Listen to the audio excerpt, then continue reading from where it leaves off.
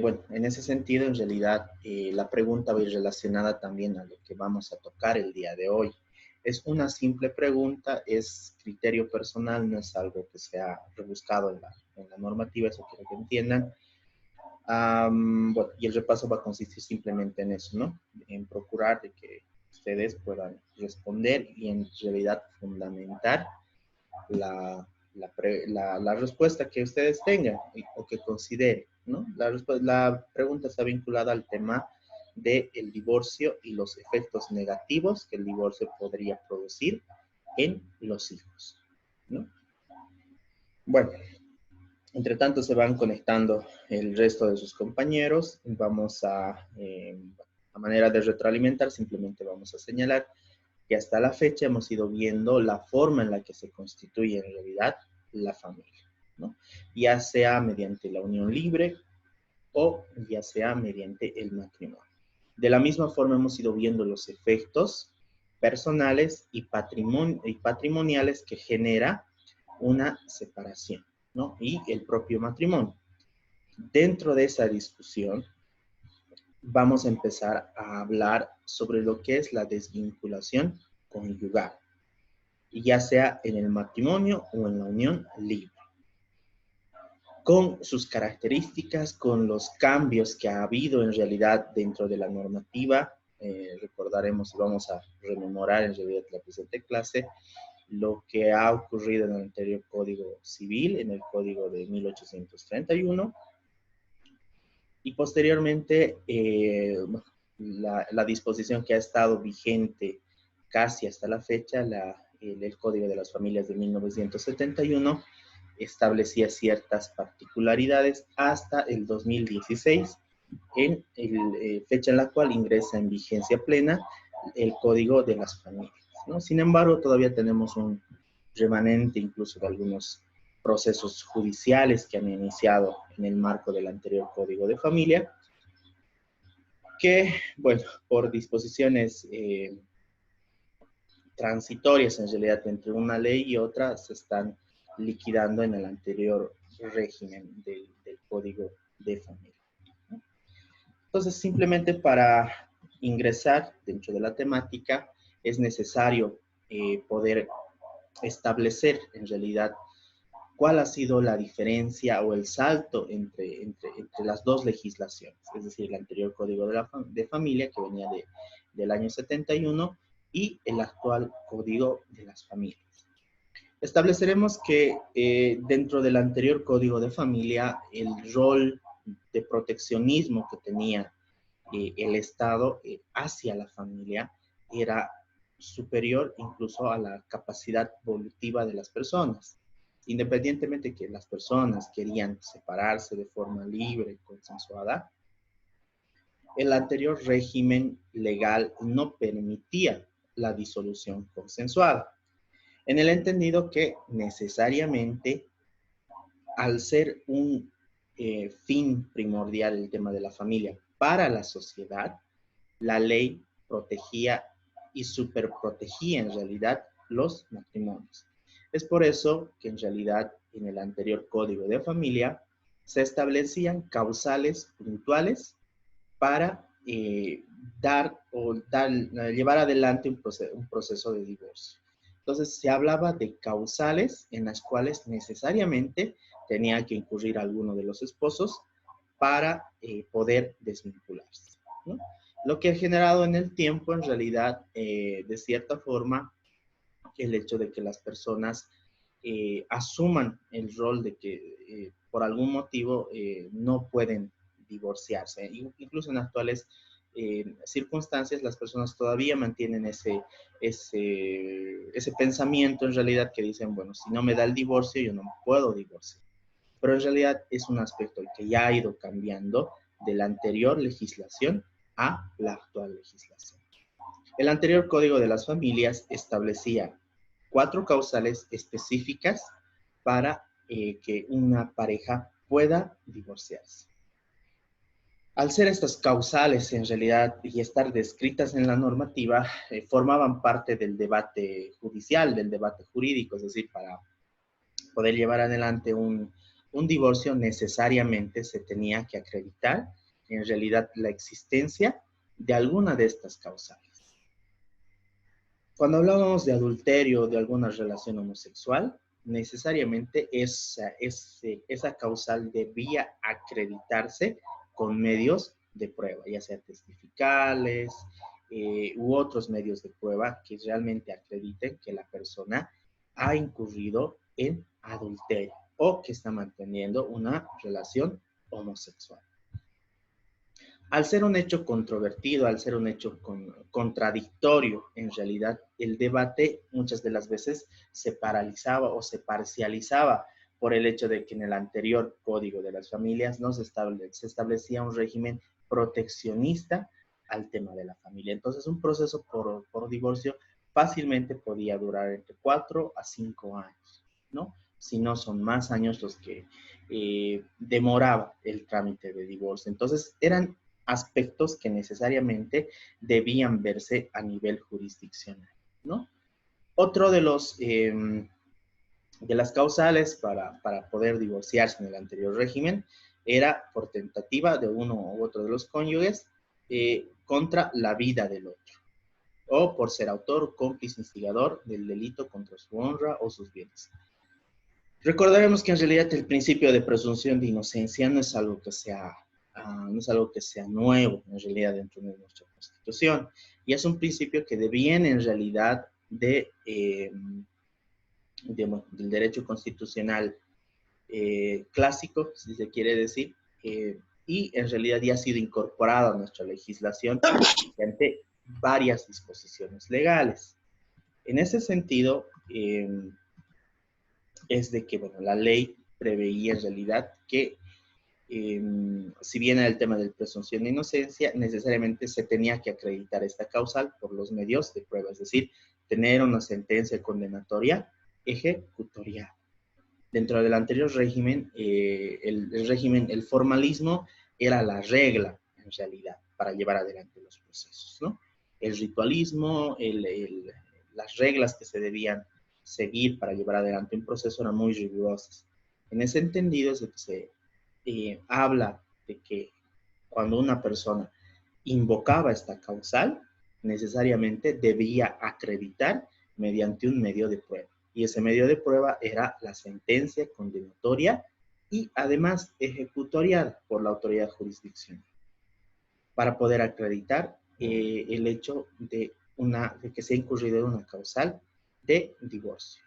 Otra de las causales que estaba presente en el anterior código era básicamente la corrupción, ya sea de uno de los cónyuges o los hijos. O cuando ya sea el esposo o la esposa, o bueno, en este caso el esposo, inducía a la prostitución a la cónyuge. De la misma forma, estos hechos debían ser acreditados por los medios de prueba que corresponden, ¿no? Entonces, ya en la práctica, estas causales de divorcio en realidad han ido entrando en desuso, porque ni las personas en realidad, ni los cónyuges podían acreditar que realmente ha existido una tentativa de asesinato, de homicidio, y no se tenía la sentencia condenatoria ejecutoriada, entonces muy pocas veces se podía invocar esta causa. En relación al tema de la corrupción, de la misma forma, al ser un delito de la misma forma en el ámbito penal, se tenía que tener la sentencia condenatoria ejecutoriada. Y eso recordarán que en el anterior sistema penal, es el sistema inquisitivo, demoraba un tiempo muy largo para poder llegar a ese punto. Por servicia, injurias graves o malos tratos de palabra o de obra que hagan intolerable la vida en común. Y esto estaba relacionado en realidad a los delitos de violencia intrafamiliar.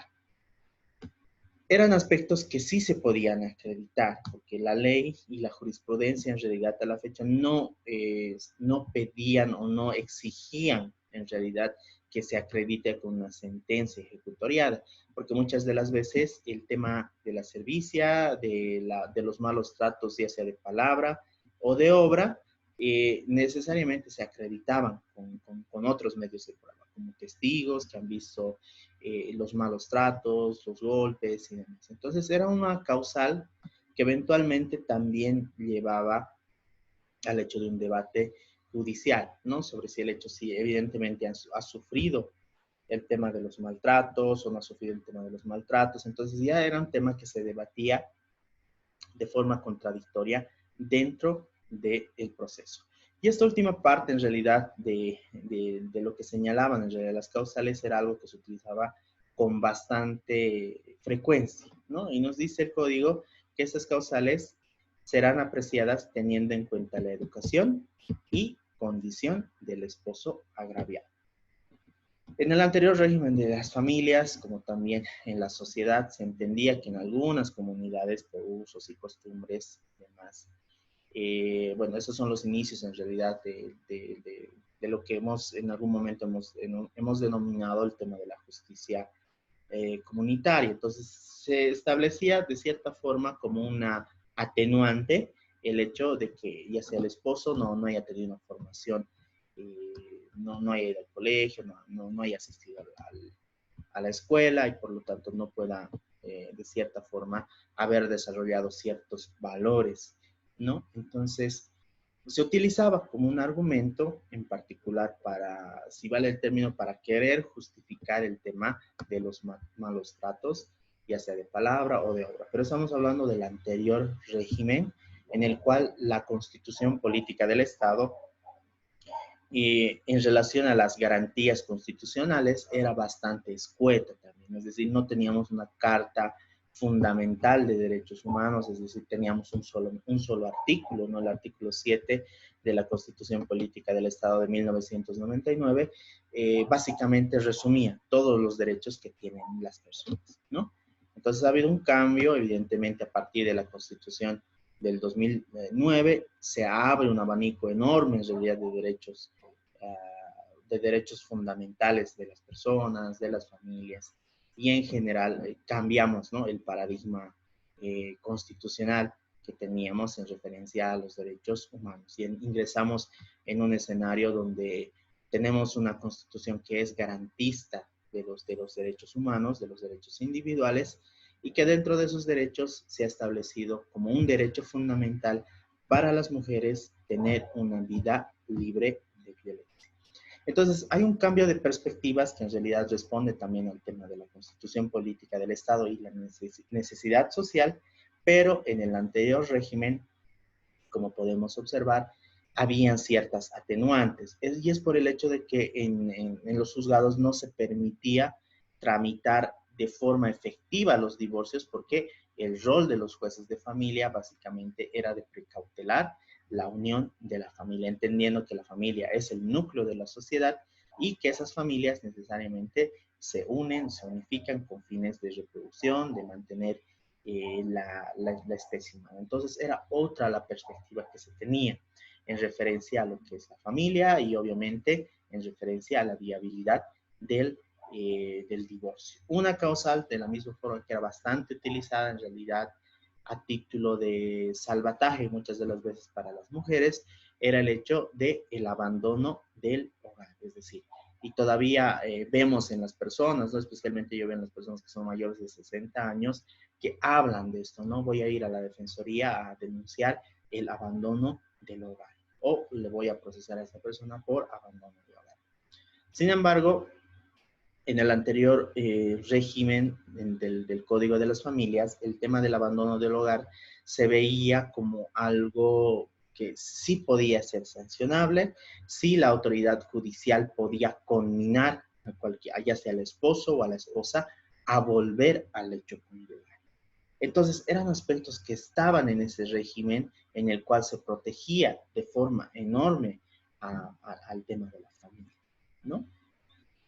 El juez en ese tipo de casos ordenaba que en realidad la esposa vuelva o el esposo vuelva al hogar y les daba un plazo máximo de 6 meses para que retornen al hogar. Entonces se tramitaba de la misma forma por un proceso a nivel de lo que son los juzgados de familia y era justamente por el hecho de tratar de precautelar en ese afán de la conciliación, en realidad no se producía el tema del divorcio.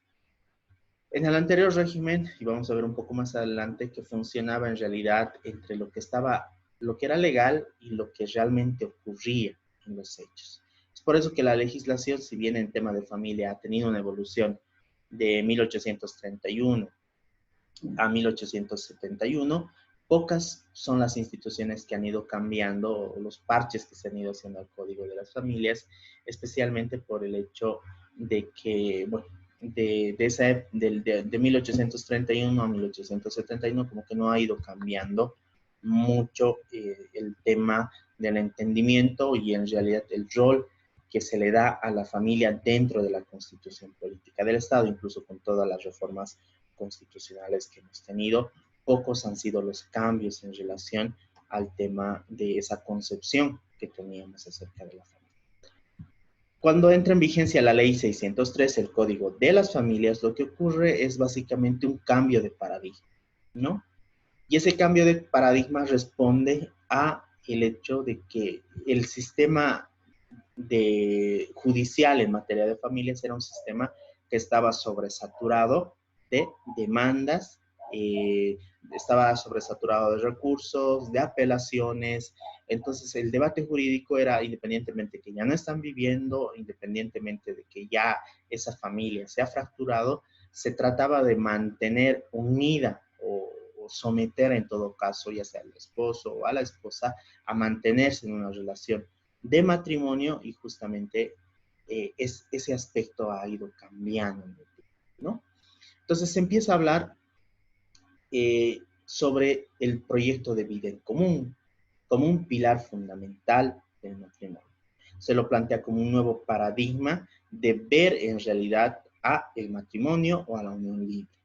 Entonces, se establece a nivel de la ley 603, dejamos este tema de las causales específicas y el debate jurídico a la simple manifestación de la voluntad de uno de los cónyuges. El cónyuge que quiere separarse simplemente debe decir, yo quiero separarme, eso debe decirlo en audiencia. Si es que el esposo no acepta la separación, eso no tiene ningún efecto jurídico posterior. Entonces ya se desmitifica en realidad el hecho de que un matrimonio no puede romperse.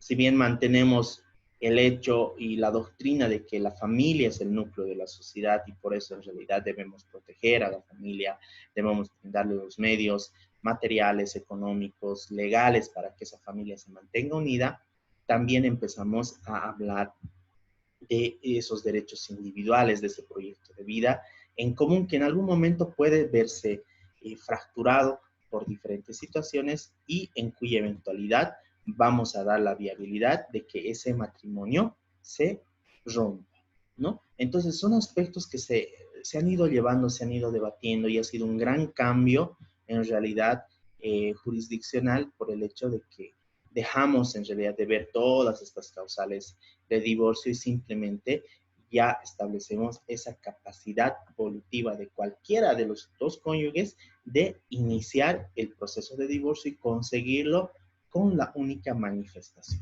Recordaremos que cuando uno ingresa ya sea al matrimonio, unión libre o a la unión libre o al matrimonio, lo hace con su pleno consentimiento, con sus plenas capacidades jurídicas, ¿no? Y es con la finalidad de unir ese proyecto de vida que cada uno tiene hacia un proyecto de vida en común.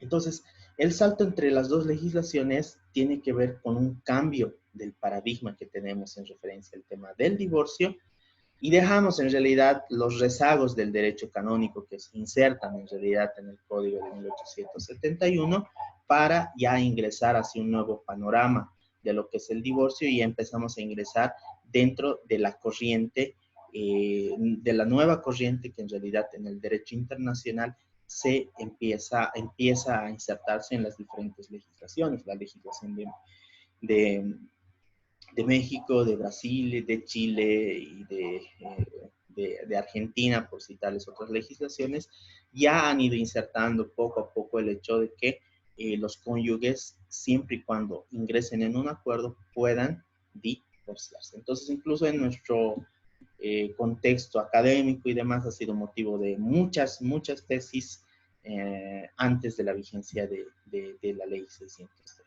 ¿no?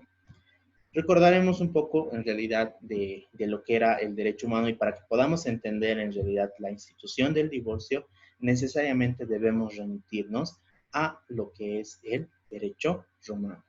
Recordaremos que el matrimonio, dentro de lo que es el derecho romano, se establece a través de la institución de la manus, ¿no? Que es una institución similar a la del paterfamilias, que cuando el esposo en realidad toma a la mujer en matrimonio, automáticamente adquiere el rol de un rol similar al del paterfamilias.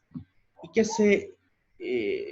esa instancia, en realidad, que esa manus como institución, sí se puede romper el matrimonio en derecho romano, es permisible, en realidad, que se rompa bajo ciertas condiciones. La primera es el libelo de repudio, es decir, esa facultad de repudiar a la mujer por diferentes motivos, pero que necesariamente debía seguir una cierta característica en particular, es decir, de juntar 7 testigos, hacer un documento, ir y entregar el libelo de repudio, que es en realidad un documento, a la esposa, y a partir de ese momento es de que se produce esa fractura en el vínculo matrimonial dentro del derecho romano. Pero en realidad, dentro del derecho romano y dentro del derecho civil, en realidad, que se plantea a nivel del derecho romano, la manus también podía verse de cierta forma limitada, no era aplicable a todos los matrimonios, porque recordaremos que la institución del paterfamilias era una de las instituciones que estaban vigentes en el tema de las familias. En ese sentido, cuando no existía esa institución de la manus, ya sea el esposo o la esposa podía repudiar, ¿no? Es decir, podía rechazar, si vale el término, al esposo o a la esposa. En ese sentido, se permitía en realidad que ambos esposos puedan llegar de cierta forma a un acuerdo, y ese acuerdo se le denominaba la bona gratia, ¿no? Después, dentro del derecho romano, esa legislación va manteniéndose en el tiempo hasta el ingreso de la iglesia, ¿no? La iglesia, ya mediante el derecho canónico, la consagración en realidad del matrimonio, va estableciendo en realidad ciertas particularidades que hasta 1871 dentro de nuestra legislación hemos mantenido. Incluso hasta no muchos años atrás hemos ido manteniendo algunas instituciones del derecho canónico. Entonces, en la iglesia se empieza a discutir sobre que el matrimonio es indivisible, que esa unión que Dios realiza no pueda disolverla, no la pueda disolver nadie. Entonces, dentro del derecho canónico empieza a acrecentar en el tema del protestantismo, se empiezan a generar varias discusiones sobre el tema del divorcio, y se empieza a hablar de cierta forma de la separación de cuerpos, no como un divorcio en realidad, sino como aquella facultad que tienen los esposos para separar los cuerpos, o sea, para separar el hecho conyugal a efectos de, si vale el término, de separarse. Era como una sanción, y se mantiene en realidad como una sanción hacia lo que es el adulterio. Entonces, la Iglesia Católica y en el derecho canónico se empieza a reconocer que se empieza a reconocer en realidad que en el tema del divorcio, si bien no existe el divorcio, sí se pueden separar los cuerpos, porque hasta esa época no se permitía, de cierta forma, el divorcio del matrimonio que se producía, ¿no? Entonces, pero sí se permitía la separación de cuerpos, que en realidad básicamente era literal, ¿no? Se separaban los cuerpos, se destruía en realidad el lecho conyugal, y cada esposo en realidad ya podía estar en un diferente domicilio conyugal.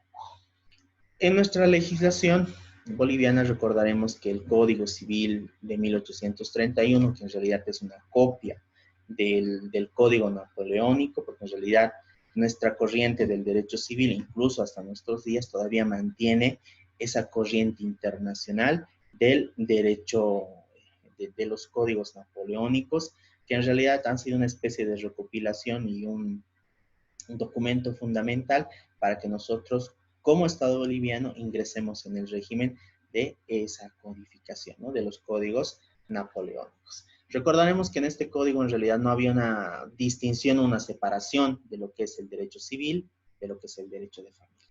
Entonces, se manifestaba que en materia de matrimonios, en realidad, habían ciertas causales específicas sí, para proceder con el tema del divorcio, pero en reglas generales se tenía que iniciar el proceso necesariamente por la separación de los cuerpos, es decir, ese periodo antes del divorcio que se entendía como para que la pareja se vaya reconciliando. Y en realidad y en la práctica hemos ido viendo que es de esta forma, ¿no? Es decir, si una pareja se pelea, no siempre va a implicar el hecho de que se vayan separando, ¿no? De que sea un error irreconstruible. Muchas de las veces en lo personal vienen a la oficina y dicen, doctor, me quiero separar, ha ocurrido esto. Entonces, planteamos la demanda de divorcio y resulta que a las 2 semanas, al mes o al siguiente mes, señalan, ¿no? Nos hemos reconciliado con mi esposa, nos estamos dando una nueva oportunidad y es totalmente válido, ¿no? El hecho de que, bueno, si construyes una familia o construyes algo con una persona que quieras mantener eso, ¿no?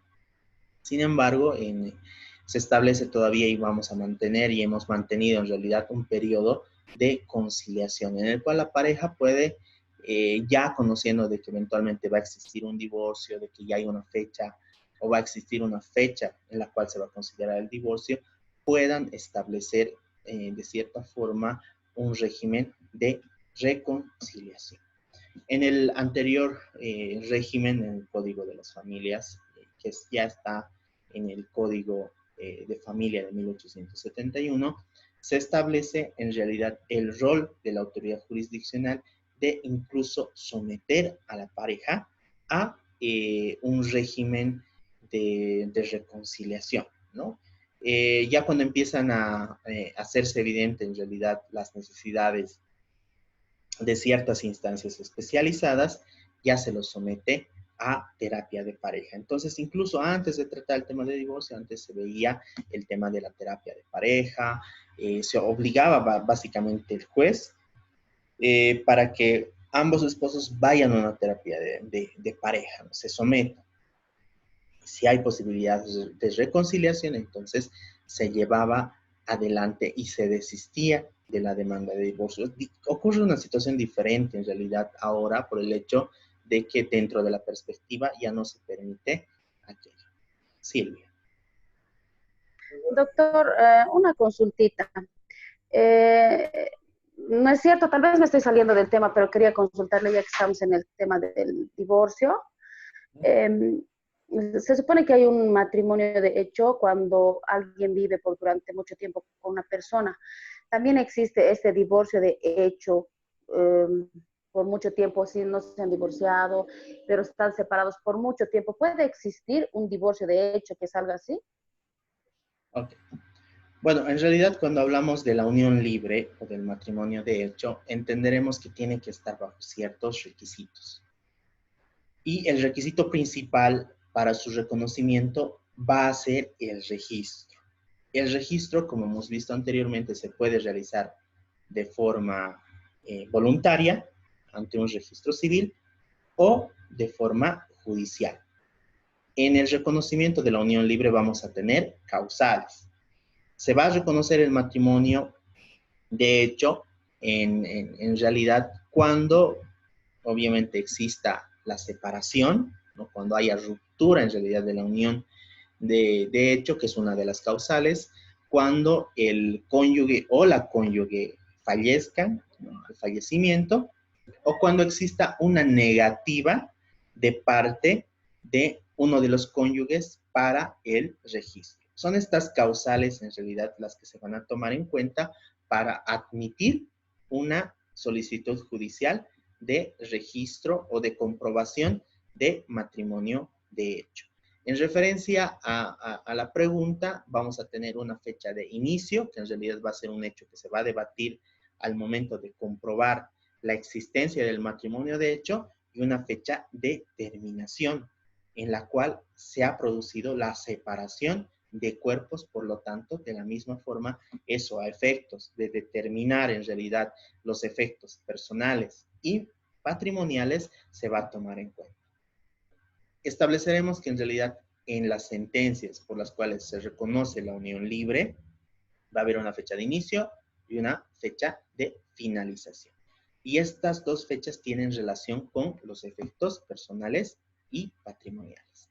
Entonces, si fuera el caso, cualquiera de los esposos puede demandar la comprobación judicial del matrimonio de hecho para establecer a partir de cuándo ha iniciado y cuándo ha finalizado los efectos de esa unión libre.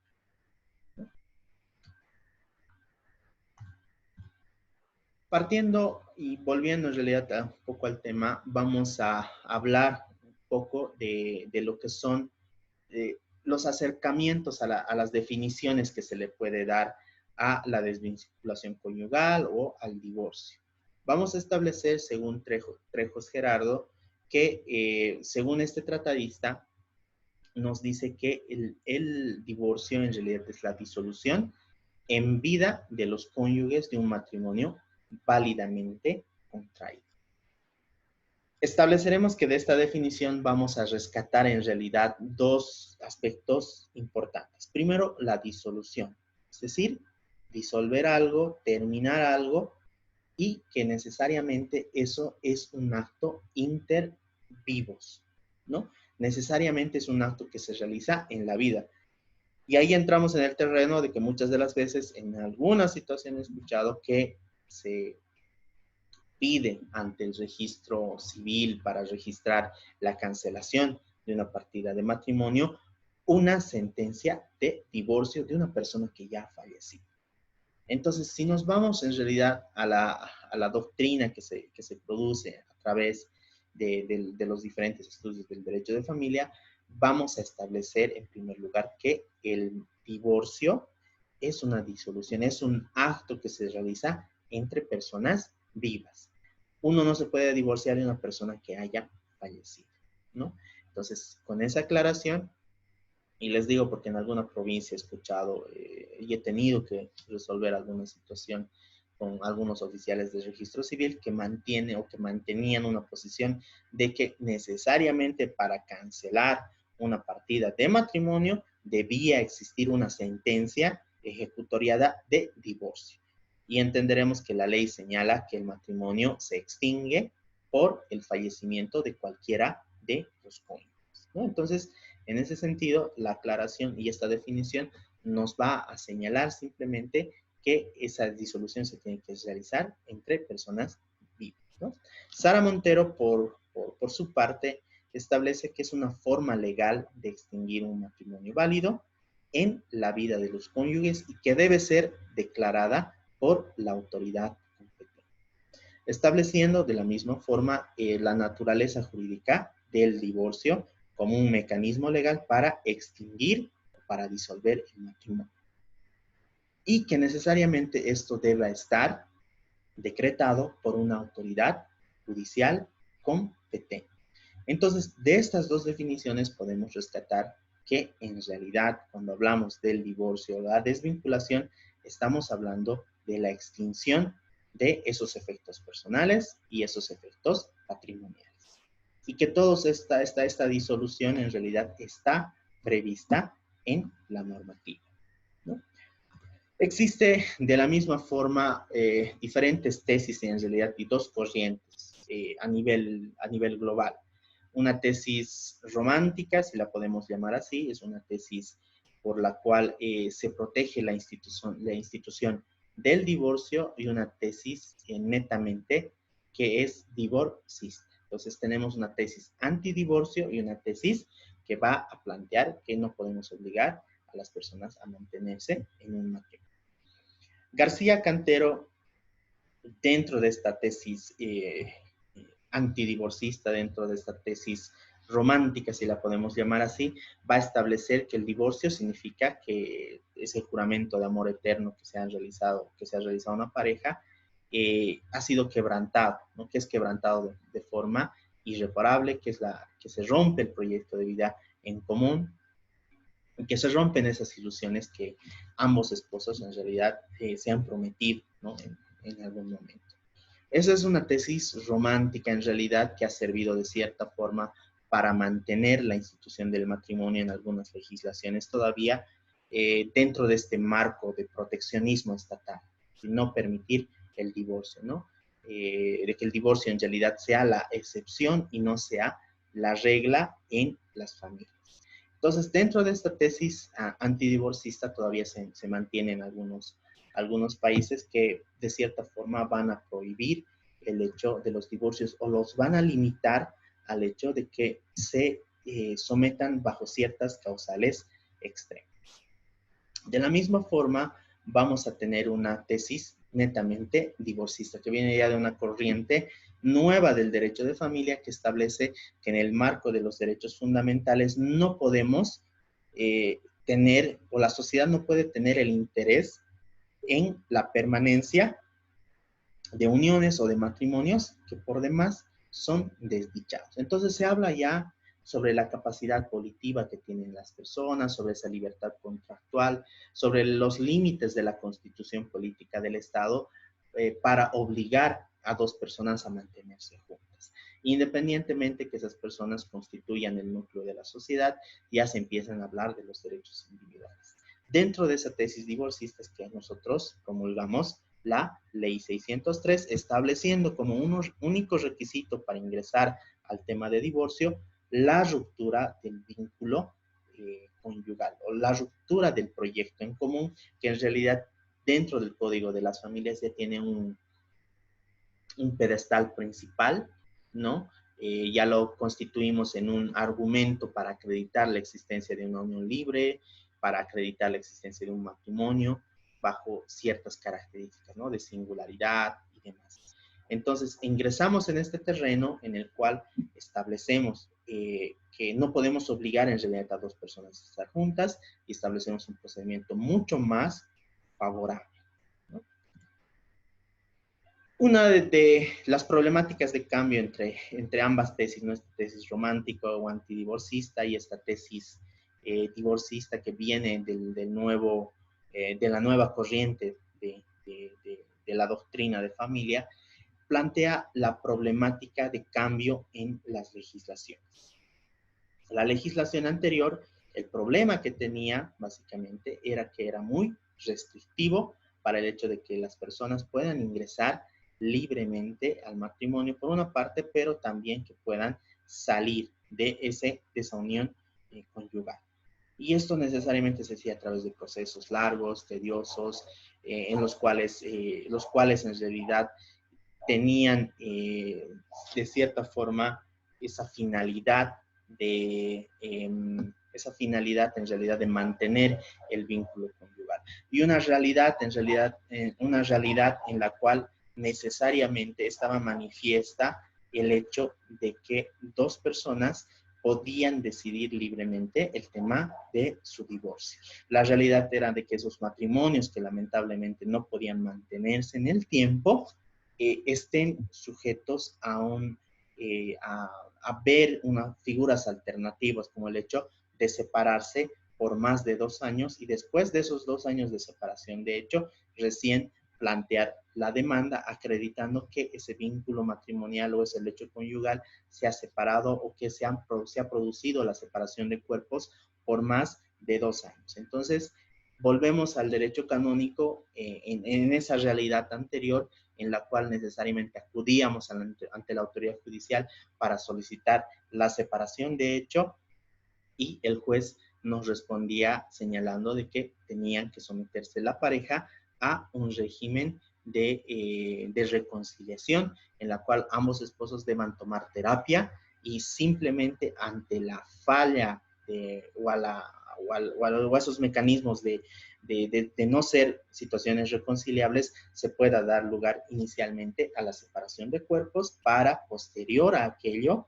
solicitar el divorcio o la desvinculación ya formal de ese vínculo matrimonial. Esa problemática ha traído en realidad una sobrecarga procesal de los juzgados de familia, esa sensación de injusticia que se tenía en particular por el tema del divorcio, ¿no? Entonces, en esa estructura, en ese ambiente es en realidad que se decide a nivel de la constitución política y de la legislación de familia cambiar esos mecanismos. De la misma forma y objeto en realidad de esta realidad social, se trata de disminuir la carga judicial y la ley 603 establece una competencia que tal vez hasta la fecha era desconocida o hasta la fecha en realidad no era válida para llevar adelante este tipo de procedimientos. Y se empieza a establecer en realidad una nueva jurisdicción ya voluntaria, pero que está a cargo de los notarios de fe pública, ¿no? A raíz de eso, ingresa dentro del espectro de competencias que tienen los notarios, la jurisdicción voluntaria notarial. Se les entrega ciertos trámites voluntarios, dentro de los cuales va a establecerse el divorcio. Es decir, aquella voluntad, es aquel momento en el cual ambos esposos están de acuerdo con disolver el vínculo, pero no quieren acudir a una instancia jurisdiccional, les queda abierta en realidad la vía notarial para que vayan y asistan ante esta institución y procedan a registrar su voluntad de divorciarse, y el notario, bajo ciertos requisitos y bajo ciertas circunstancias, proceda a emitir un testimonio, a emitir una escritura pública para que ésta sea inscrita a título de cancelación de esa partida de matrimonio, ¿no? Entonces ha habido un gran debate en realidad por el hecho de que el Estado estaba mercantilizando en realidad la institución del divorcio. Ha habido un debate también sobre el hecho de que no correspondería en realidad crear una nueva jurisdicción, mucho menos a nivel de los notarios de fe pública, y especialmente porque los notarios de fe pública no pueden ingresar dentro de lo que son los hechos controvertidos. Ya en el proceso, en realidad, se ha aclarado que en realidad los notarios no están para discutir los hechos que sean controvertidos, que en realidad si es que existe una pareja que quiere divorciarse, que no tenga hijos ni bienes, puede acudir a esta vía voluntaria notarial para registrar esa voluntad simplemente y cancelar la partida de matrimonio. En ese punto se ha vuelto el trámite de divorcio en un trámite voluntario ante el notario de fe pública, que obviamente en el tiempo, de cierta forma, ha sido también una vía de escape para algunas parejas para proceder con los divorcios de una forma más simple, sencilla, si vale el término, pero bajo ciertas limitaciones que ahora a nivel de costos implican también que sea una vía onerosa, por el hecho de que un notario te va a exigir necesariamente las copias de los certificados de matrimonio, te va a solicitar para poder acreditar que esa pareja no tiene bienes, van a solicitar una certificación de derechos reales de que la pareja no tiene propiedades que se hayan suscitado, que se hayan generado durante el vínculo matrimonial, ¿no? Y eso lo que significa es un... Doctor, ¿sí? doctor, ¿le puedo hacer una consulta? Y si digamos, ahí se ubica que hay lotecitos que están sin registros en derechos reales, eso no pueden justificar entonces si van a pedir a derechos reales, ¿no es cierto? Porque no está inscrito en derechos reales esta clase de lotecitos que no tienen documentación. Ok. Partiremos de la idea de que los derechos patrimoniales, si hablamos de derechos patrimoniales, deben ser registrados ante el registro público de derechos reales. Recordaremos de la misma forma que en materia registral, el registro va a acreditar el derecho propietario, ¿es verdad? Entonces, dentro de esa lógica, hablamos de derechos que son disponibles. Las autoridades judiciales, en general, las autoridades no pueden transigir sobre derechos que no son disponibles. Lo que en palabras simples significa que si yo no tengo un lote registrado en derechos reales, no lo tengo saneado, legalmente no soy propietario de ese bien. ¿No es verdad? El registro en derechos reales, el registro siempre en tránsito, va a acreditar la existencia del determinado bien que existe. Sin embargo, dentro de lo que es el proceso de división y partición, necesariamente se ve un tema de informalidad en el proceso de conciliación. Ya a nivel de debate jurídico, simplemente se trata de acreditar la existencia o inexistencia de bienes. El juez no puede sobrelimitar las funciones que le ha dado la ley y no puede dividir y partir algo que no esté registrado a nombre de los cónyuges. Esos son los límites legales que se plantean. Entonces, con el tema de los terrenos que están en situación irregular, que están en proceso de saneamiento y demás, en realidad los jueces no van a plantear, si vale el término, no van a deliberar en el fondo sobre la división y partición de esos bienes. Sin embargo, en el momento en el que de cierta forma sean regularizados y demás, cualquiera de los esposos puede plantear la acción de reivindicación, que es una acción de protección a la propiedad, porque recordemos que simplemente vamos a acreditar el momento en el exacto y los fondos con los cuales se ha comprado un determinado bien. Pero ese bien necesariamente debería estar registrado en derechos reales. Es por eso que muchas de las demandas a nivel de división y partición en referencia a estos bienes no prosperan por el hecho de que el bien no es un derecho disponible, no es algo que el juez pueda decir, ok, vamos a partir la mitad de este terreno y lo vamos a registrar en derechos reales por la situación legal del terreno. Entonces, siempre en materia de división y partición vamos a hablar de los derechos que son disponibles, incluso con el tema de los vehículos. Recordaremos, no es una práctica habitual a nivel nacional, pero aquí en Cochabamba he visto bastante. Este tema es el hecho de que se compren vehículos, pero no se los registre en tránsito, ¿no? Los manejan los vehículos simplemente con poderes, no los manejan con el registro en la unidad operativa de tránsito. Si revisamos el código de tránsito y el reglamento al código de tránsito, ambos documentos o ambos cuerpos normativos establecen que el único documento que acredita el derecho propietario es el carnet de propiedad, ¿no? Y ese carnet de propiedad lo otorga la municipalidad. La municipalidad y el registro de tránsito van a constituir en registros formales de los vehículos. Entonces, si yo tengo un vehículo que lo he comprado con una minuta, un poder, pero no he pagado el impuesto a la transferencia, legalmente ese vehículo no es mío, ¿no?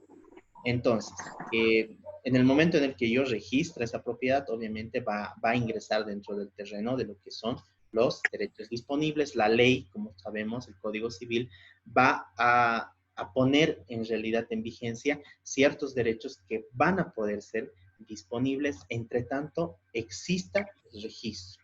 Y esto también está en relación a los principios generales del derecho. El primero en registro es el primero en derechos. Los registros o los derechos patrimoniales son oponibles ante terceros a partir de la fecha de registro. Entonces son aspectos que en realidad ya en el proceso se van a ir debatiendo, pero dentro de estos límites legales, ¿no? Es decir, el juez no podría emitir una sentencia ordenando la división y partición de un lote de terreno que no está saneado, que no tiene registro en derechos reales, que no tiene registro en la alcaldía, que no está individualizado. Entonces, es una problemática en realidad del bien, no de la autoridad jurisdiccional.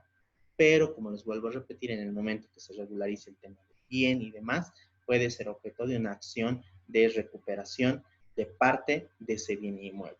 Es obviamente que eso es mediante una acción bastante particular, bastante onerosa, pero que va a estar relacionada a eso, ¿no? El hecho de que no se pueda recuperar un bien que por sus características es ganancial, en el tiempo, bueno, va a ser objeto de diferentes procesos, va a ser objeto de diferentes discusiones y debates jurisdiccionales, especialmente porque aquí en Cochabamba existe mucho esa práctica, ¿no? De comprar terrenos que no están regularizados y en el tiempo, ya sea por una acción judicial, ya sea por alguna franquicia que te da el municipio, te permiten regularizarlos de cierta forma. Y es una problemática que incluso a nivel nacional la hemos puesto a nivel de leyes, ¿no es verdad? La ley 247, sus decretos reglamentarios y las últimas ampliaciones de estas leyes de cierta forma, tienen la finalidad de que las personas en el marco de estas leyes puedan regularizar su derecho propietario individual, ¿no? A través de ciertas acciones judiciales, de ciertos trámites, y les han dado también a los municipios ciertas responsabilidades para poder viabilizar este tipo de trámites, ¿no? Entonces, el espectro de normas está, la discusión puede ingresar a nivel judicial, pero los jueces no van a fallar determinando la división, partición de esos de derechos que no sean disponibles, ¿no? Entonces, tampoco el juez puede firmar una minuta de transferencia ante la negativa, en realidad, de uno de los esposos de querer partir un bien que está en estas condiciones, ¿no? Cuando sacamos la información, en realidad, de derechos reales, solamente nos va a botar los registros de aquellas propiedades que hayan sido registradas a nivel nacional, es decir, de lo que se tenga registro en derechos reales. Si esta certificación por algún motivo sale positiva y los esposos no han llegado a un acuerdo sobre la división y partición, obviamente que el notario debe remitir a la instancia judicial la competencia de proceder con el tema del divorcio, ¿no? Entonces, esta vía notarial en realidad se ha constituido en una vía, si vale el término, onerosa, porque hay que pagar valores, hay que pagar por ingresar en esta jurisdicción voluntaria, hay que pagarle al notario, hay que pagarle al Estado para ingresar a esta vía voluntaria bajo esos requisitos, y todavía se está manteniendo el hecho de los 90 días de ley en los cuales tiene que esperar la pareja necesariamente para proceder con ese periodo que la ley exige por si existiera algún ápice de reconciliación en la pareja. La desvinculación judicial dentro de la ley 603 ya se presenta en realidad como una respuesta, si vale el término, aún un poco más corta que la vía voluntaria notarial. Sin embargo, la ley ha permitido en realidad que sean los cónyuges quienes escojan la vía. O es voluntario y es notarial, o es judicial, ¿no? Cuando se plantea la demanda de divorcio y la demanda de divorcio es admitida, por ley se establece un periodo de 90 días en los cuales la pareja va a poder reconsiderar el tema de la demanda. La regla de esto es de que alguno de los esposos no esté de acuerdo con el señalamiento de la audiencia de forma inmediata. Sin embargo, la ley establece, el Código de las Familias establece que este plazo de 90 días puede ser renunciado por ambas partes. Es decir, si ambas partes y ambos esposos se ponen de acuerdo con renunciar a este plazo de 90 días, el juez tiene la obligación de señalar la audiencia dentro de los 15 días siguientes, ¿no? Entonces, la demanda se presenta, el juez la admite y en relación al tema de los 90 días va a establecer que ambos cónyuges se pongan de acuerdo. Si uno de los esposos renuncia al plazo de los 90 días y el otro esposo no renuncia, el juez va a fijar la audiencia de ratificación del divorcio posterior a 90 días. Si ambos cónyuges se ponen de acuerdo, este término de la audiencia se va a reducir a el plazo de 15 días. Eso está en la ley 603, se maneja así en la práctica procesal. De la misma forma, necesariamente debemos considerar en realidad que cuando hablamos del divorcio, vamos a hablar de los efectos personales que se van a producir a través del divorcio. Y esto es, sin lugar a dudas, el hecho de la existencia de derechos colaterales, como el derecho de asistencia familiar, el derecho de guarda, el derecho del régimen de visitas, ¿no? Que en realidad son aspectos que vienen a ser consecuencias de la desvinculación conyugal.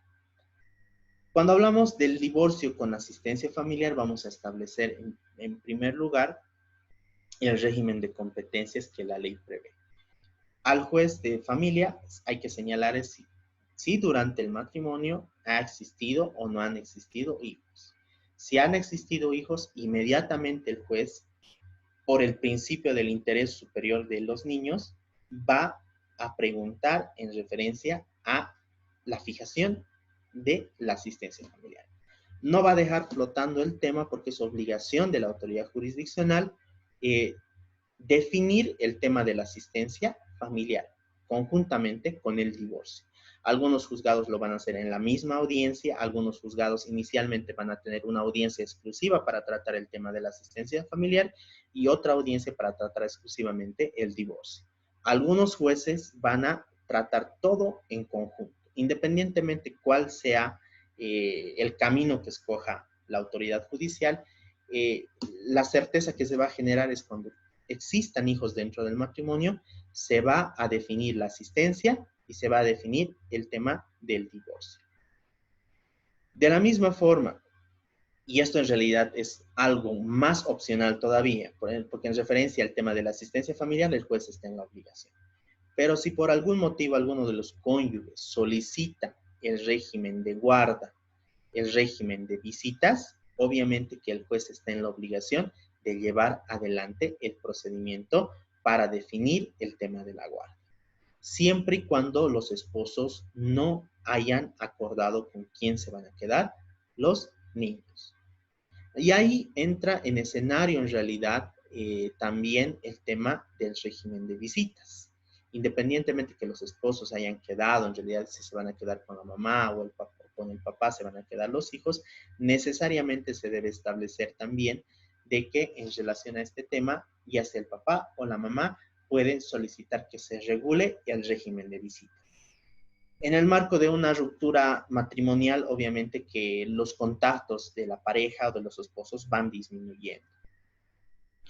Y muchas de las veces se utiliza el tema del régimen de visitas a efecto de continuar con un contacto directo con la cónyuge de la cual ya se está separando uno de los esposos. Podríamos señalar que es una especie de acoso que se pueda generar o riesgo de acoso que a veces se genera porque no todas las personas en realidad asumen en las mismas condiciones una separación. Muchos esposos que incluso se han separado todavía mantienen esa esperanza en realidad de que la esposa va a volver al lecho conyugal, de que va a continuar la relación, va a haber un segundo matrimonio, pero no siempre es la regla de lo que ocurre. Entonces, en ese punto, el tema del régimen de visitas ya se constituye, si vale el término, en algún problema interpersonal en la pareja que ya se ha separado, ya sea la esposa o es el esposo en realidad que no quiere tener mucho contacto con el papá o con la mamá de sus hijos. Entonces, en ese sentido, porque ocurre muchas de las veces, ¿no? A título de ejercitar el régimen de visitas, el cónyuge o la cónyuge está de lunes a domingo en el domicilio del esposo o de la esposa. Entonces, la ley establece que en ese tipo de casos es el juez el que tiene que definir los horarios y el régimen de visitas para limitar en realidad que no exista un perjuicio para terceras personas, que no exista el tema de violencia emocional, violencia psicológica, violencia económica y demás, ¿no? Entonces el juez puede determinar, siempre y cuando alguna de las partes lo solicite, que se regule el régimen de visitas. Eso implica que necesariamente el juez va a señalar que únicamente los fines de semana va a poder ir el papá o la mamá. O en la eventualidad de que, si es el caso, y hay el tema de una guarda compartida, se limite simplemente el tema de las visitas a el cumplimiento de esa guarda compartida. Es decir, la guarda compartida va a constituir en un acuerdo que puede existir entre los papás, de que 15 días se queda con el papá, 15 días se queda con la mamá, o todo el año se queda con la mamá y en las vacaciones se queda con el papá. Entonces, son regímenes de la guarda que vamos a ir viendo en el tema de ya cuando ingresemos en el tema de niñez y adolescencia, para poder establecer estos regímenes de guarda que se pueden ir generando, cuáles son las consecuencias de cada uno de los regímenes, pero en relación al régimen de las visitas es algo que se puede regular. No es la regla tampoco dentro de los procesos de divorcio, pero por algunas particularidades, muchas de las veces, por la forma en la que se ha separado la pareja, va a ser algo que se solicita. El juez de familia puede definir el régimen de visitas en una solicitud de divorcio. Entonces, el juez va a definir, si es el caso de asistencia familiar, va a definir el tema de la guarda, va a definir también el régimen de visitas. Todo esto, en realidad, si es que existen hijos de por medio, se puede acordar de la misma forma con un acuerdo regulador. Los acuerdos reguladores dentro del Código de las Familias van a venir a representar en realidad documentos transaccionales en materia de familia, en el cual vamos a determinar el monto de la asistencia familiar, la separación de los cuerpos, vamos a definir el tema de la guarda, el régimen de visitas, incluso el régimen de división y partición de los bienes. Es decir, ya podemos cerrar con un documento el tema de la separación con todos los efectos personales y todos los efectos patrimoniales, siempre y cuando los esposos estén de acuerdo. Entonces, el divorcio simplemente va a constituir en ese tipo de casos en que el juez homologue, le dé una eficacia jurídica a nivel judicial de ese acuerdo regulador, cosa que ninguno de los esposos pueda desconocer lo que está inserto en el acuerdo regulador.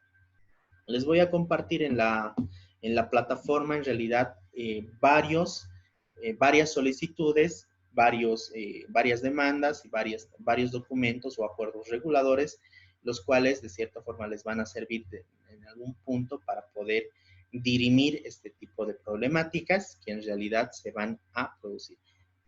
El contenido mínimo del acuerdo regulador va a ir en relación a la asistencia familiar, la guarda, el régimen de visitas y la división y partición de bienes. Son acuerdos a los cuales los esposos pueden ir llegando, ¿no? Entonces, para finalizar, y en relación al tema de los divorcios o el derecho internacional privado en relación al tema del matrimonio y demás, vamos a establecer las reglas de competencia a nivel internacional. Si dos esposos bolivianos se casan en Bolivia, la jurisdicción necesariamente va a ser la boliviana. Si dos esposos se casan en Bolivia, pero están viviendo en los Estados Unidos, o el esposo es de los Estados Unidos y la esposa es de Bolivia, la competencia para disolver ese matrimonio va a ser en el lugar donde están residiendo actualmente los esposos o el último domicilio conyugal. Si ese último domicilio conyugal está en duda o no se puede determinar con claridad o con especificidad, la competencia va a quedar en el asiento judicial donde se inicie la acción de divorcio. Eso quiere decir que si el divorcio se inicia inicialmente en los Estados Unidos, Bolivia ya pierde su competencia, ¿no? Entonces son reglas de competencia a nivel del derecho internacional, porque tampoco podemos generar una doble competencia, es decir, se inicia un proceso en los Estados Unidos y a la par se inicia el proceso aquí en Bolivia. Va a tener competencia el juez que conozca primero la solicitud de divorcio. Obviamente que bajo esas ciertas reglas, ¿no? Si hay un ciudadano en los Estados Unidos, entonces él tiene la opción de divorciarse en Bolivia o divorciarse en su país. Obviamente que eso va a estar sujeto a que ese divorcio, ese matrimonio esté registrado de la misma forma en los Estados Unidos. Ana María. Doctor, yo tengo entendido, no lo sé actualmente, que el Código brasilero no permite el divorcio. Entonces, ¿qué pasaría si un boliviano se casa con una brasilera y el momento del divorcio en el Brasil no existe el divorcio? Pues simplemente podrá divorciarse, supongo, por las leyes de Bolivia. Así es, pero eso, como les digo, es dentro de las reglas del derecho internacional, va a estar relacionado al hecho de que el matrimonio esté reconocido en Bolivia, ¿no? Y como hemos visto anteriormente, para que se produzca eso, necesariamente, necesariamente esté registrado en Bolivia o ambos cónyuges estén de acuerdo con el registro. Sin embargo, yo entiendo que en realidad en todos los países en realidad de Latinoamérica, el divorcio se presenta como una figura legal, como les digo, ya viene dentro de lo que es el derecho romano y muchas de las legislaciones y también dentro de la legislación española en realidad que viene a la corriente de la legislación brasilera, también hacen permisible la acción del divorcio. Obviamente que con ciertas particularidades, porque cada legislación local tiene ciertos requisitos, ¿no? Pero en referencia al tema, yo sabía en realidad que ha habido una modificación o reciente en realidad, como todos los países de Latinoamérica, en los años 90, que ha permitido en realidad el ingreso ya casi pleno de todas las instituciones de familia, incluido el tema del divorcio, porque en realidad recordaremos que el año 98, 99 y 2000 en realidad han sido periodos a nivel del derecho constitucional en los cuales nosotros hemos modificado la constitución política del Estado. Chile de la misma forma ha hecho lo propio, Argentina y otros países, Perú también ha ingresado en un proceso de modificación parcial de la Constitución, y esto ha sido por el hecho de que se tenían que incluir dentro de la normativa constitucional algunas garantías, por el hecho de que como estados nos hemos ido adhiriendo a algunos tratados internacionales, y eso necesariamente ha dado lugar a una modificación parcial de la Constitución política del Estado. Es por eso que ya el año 99 y 2004 en realidad hemos modificado nosotros nuestra Constitución política del Estado justamente a efecto de responder a estos tratados internacionales, ¿no? Brasil lo propio, en realidad todos los países. Gracias, doctor. Ok, bueno, con eso estaríamos Doctor, terminando. Sí, dime. doctor, una consultita. Que no entiendo algo. Conozco una pareja que hace 5 años se ha divorciado por mutuo acuerdo. El señor le ha iniciado el divorcio, pero estaban en mutuo acuerdo, le han enseñado el día de la sentencia, fueron al juez de familia, les ha divorciado y no les ha dado papeles porque el señor le debía un montito todavía a su abogada.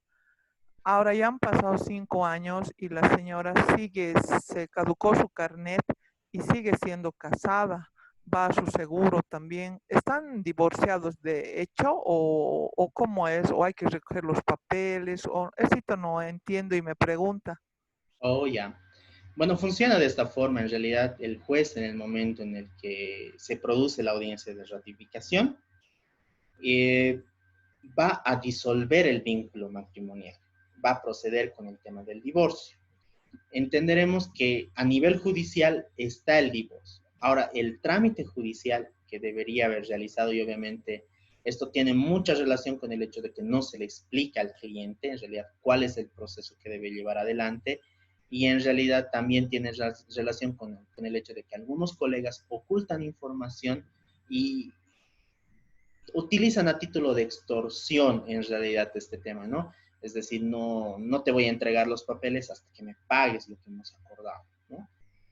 Ha habido muchos problemas en el tema de tu divorcio, entonces son 3,000 bolivianos más que me debes, y si no, no te vas a poder divorciar, vas a seguir teniendo. Ocurre con algunos colegas, lamentablemente no es lo que debería ocurrir. Habitualmente siempre se les explica, es parte de la ética en realidad explicarle, tomarse el tiempo necesario para explicarle todo el procedimiento en términos sencillos, para que también entienda la persona qué es lo que tiene que hacer posterior al tema del divorcio. A partir de que el juez determina la disolución del vínculo matrimonial, va a salir la sentencia. La sentencia habitualmente se va a notificar en los domicilios procesales, es decir, en las oficinas de los abogados. La sentencia, y en la parte dispositiva, siempre va a comprender que se notifique a el CERECI o a la oficina del registro civil que corresponda para proceder a la cancelación. Entonces, entre el divorcio y la cancelación, en realidad estamos hablando de un trámite adicional. Entonces, en el caso que me comentas, obviamente que no se ha hecho la cancelación de la partida de matrimonio. La ley establece que independientemente si su abogada quiere o no quiere en realidad entregarle la documentación, el proceso está registrado. Cualquier otro abogado puede apersonarse a ese proceso y solicitar que se termine el trámite. Eso quiere decir gestionar la notificación ante el CERESI y posterior a eso el juzgado tiene que emitir testimonios de divorcio. El testimonio va a ser básicamente un registro cronológico de la demanda, las notificaciones y la sentencia, ¿no? Ese testimonio de divorcio es el que se tiene que llevar ante la oficina del registro civil. Bueno, en todo caso, ante el CERESI, ¿no? Ante el Servicio de Registro Civil, que lleva los registros matrices de todas las partidas de matrimonio. Y se ingresa en realidad como un trámite sencillo, pero si mal no recuerdo cuesta 200 bolivianos el trámite. Se entrega el testimonio, y se entrega la notificación de la misma forma al CERESI con la sentencia, y en el plazo de 48 horas el CERESI te devuelve la partida de matrimonio cancelada, ¿no? A partir de ese momento, el trámite en realidad de divorcio ya termina. Si bien culmina con el tema, la desvinculación termina legalmente con la sentencia de divorcio, el trámite de cancelación de la partida de matrimonio es un tema secundario tal vez al proceso de divorcio, pero es algo que debe hacer la señora. En este caso, si es el caso, les recomendaría, si ha pasado 5 años, obviamente el expediente debe estar archivado. Entonces, con 10 bolivianos se solicita el desarchivo con un memorial, se solicita el desarchivo, se desarchiva el expediente y hay que verificar si es que se ha notificado con la sentencia al CERESI. Si es que no se ha notificado, se hace notificar y posterior a eso se solicita los testimonios para la cancelación, ¿no? Entonces se emiten las copias legalizadas, el testimonio, y eso se ingresa ya al CERESI para terminar el trámite para que la partida ya quede cancelada de forma definitiva. Entonces, en la partida matrimonio, en la parte de atrás, va a estar el registro de la cancelación de la partida de matrimonio y a partir de ese momento, esa partida se la va a tener por cancelada. Pero legalmente, en realidad, si es el caso del 2015, esta persona ya ha estado divorciada, ¿no? Pero no ha terminado el trámite. Entonces, si necesita hacer algún trámite y demás, necesariamente siempre le van a pedir el tema del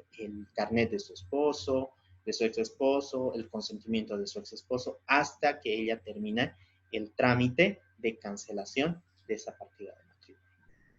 Ah, ya, doctor. O sea, ya están legalmente divorciados, solo falta el trámite de cancelación, Así es. ¿no? Y ella, por ejemplo, ya está conviviendo y quiere casarse, digamos, entonces tampoco lo puede hacer porque va a salir también el registro que ya está, o que ya está divorciado, puede casarse, puede ser un segundo matrimonio o van a pedirle siempre ese trámite de cancelación. Recordaremos que dentro de los requisitos del matrimonio, el vínculo debe estar cancelado, o sea, debe estar disuelto y la partida debe estar cancelada.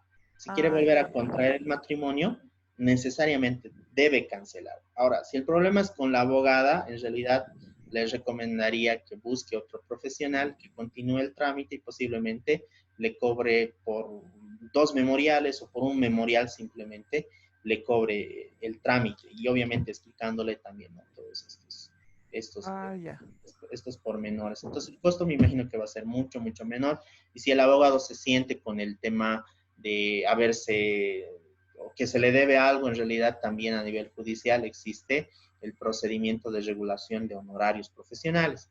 Pero me imagino que ya le ha terminado de cancelar, seguramente hay algo más que se le tiene que cancelar, pero si hay un reclamo del abogado, tiene que ser a nivel judicial a través de la regulación de honorarios y ya es el juez en realidad el que va a determinar cuál es el monto que estaría debiendo la señora por el proceso, ¿no? Entendiendo que ya ha pasado varios años, sería mejor continuar el trámite con otro abogado.